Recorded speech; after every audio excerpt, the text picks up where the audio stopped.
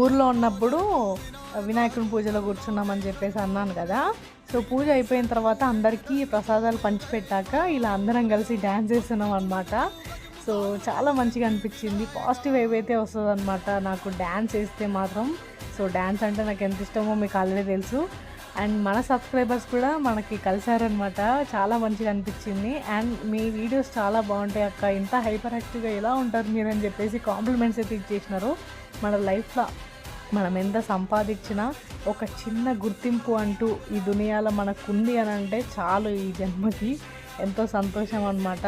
So ఇలా అందరితోని నేను చక్కగా డ్యాన్స్ వేసిన తర్వాత కొన్ని గేమ్స్ కూడా ఆడినాము. లెమన్ స్పూన్ గేమ్ ఉంటుంది కదా, సో అట్లనే లెమన్ బదులు మార్బుల్ అంటే గోటి పెట్టుకొని బ్యాలెన్స్ చేస్తూ ముందు ఎవరు వస్తే వాళ్ళు విన్నర్స్ అనమాట. సో నేనైతే గెలిచాను.